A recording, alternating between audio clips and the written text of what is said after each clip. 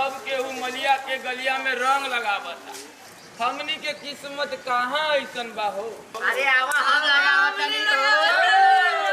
अरे होली के हो लावा हो।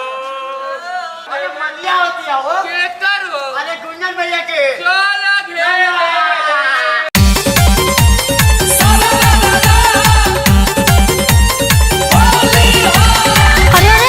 ये क्या कर रहे हो तुम लोग?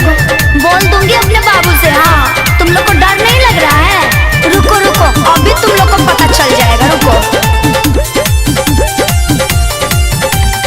जानू तेरे दोस्त हुए हैं कमीना, होलिया में मुश्किल कर दिए जीना। अपने दोस्त को नहीं समझाते हो? हाँ हाँ, जानू तेरे दोस्त हुए हैं कमीना, होलिया में मुश्किल कर दिए जीना। उनके आदतों से हो गए हैं परेशान हम। ओए ताऊ, हमरा मलिया पे रंग साला डाला है कौन?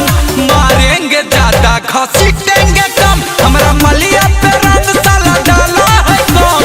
मारेंगे ज्यादा घसीटेंगे कम। बाबू देखो ना, वो भी था हमारा जो है ना, गाल भी मिस रहा था।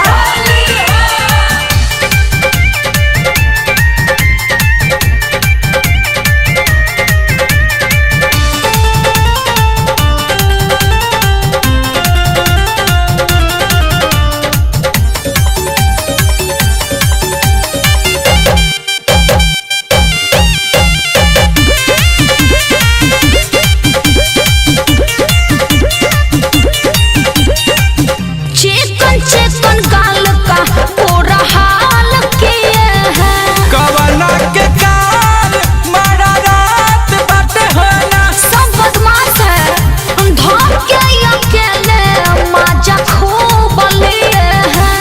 कवन साला हमारा से डरात बाटे होना। अरे वो तो और निडर हो गया है। झगड़ा लड़ाई जानो करना उनसे तुम कौन। हमारा मलिया पे रंग साला डाला है कौन? मारेंगे ज्यादा घसीटेंगे कम। हमरा मलिया पे रंग साला डाला है कौन? मारेंगे ज्यादा घसीटेंगे कम।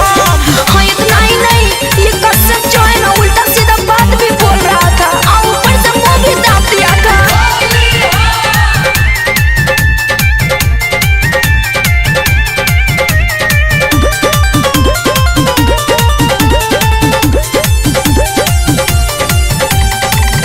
कांडा ये तो तहरे अखिलेश पहले बा। कैसे ओकर हिम्मत की भरोसा तोड़ले बा।